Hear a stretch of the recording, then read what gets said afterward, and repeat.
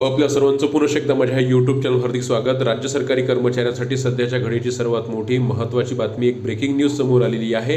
राज्य शासनाने राज्य सरकारी कर्मचाऱ्यांसाठी एक अत्यंत महत्त्वाचा निर्णय घेतलेला आहे आणि त्याच अनुषंगाने महाराष्ट्र शासनाचे एक अत्यंत महत्त्वाचं पत्र आज निर्गमित झालेलं आहे।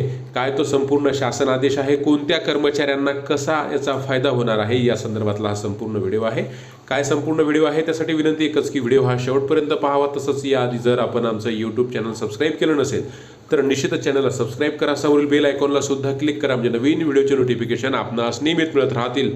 जसं की आपण स्क्रीनवर पाहतात, महाराष्ट्र शासनाच्या सामान्य प्रशासन विभागाचा आज 19 जानेवारी 2024 या तारखेमध्ये निर्गमित झालेला हा अत्यंत महत्त्वाचा आदेश आहे।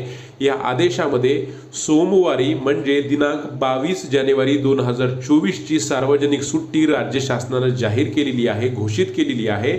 म्हणजे सोमवारला म्हणजेच 22 जानेवारी 2024 ला श्री रामलला प्राण प्रतिष्ठा दिनानिमित्त हे राज्य सरकारी कर्मचाऱ्यांना सुट्टी दिलेली आहे। त्यामुळे राज्यातील हजारो लाखो कर्मचाऱ्यांना शनिवार, रविवार आणि सोमवार या 3 दिवसाच्या सुट्टीचा आस्वाद घ्यायला मिळणार आहे। असा हा महत्त्वाचा निर्णय राज्य शासनाने घेतलेला आहे।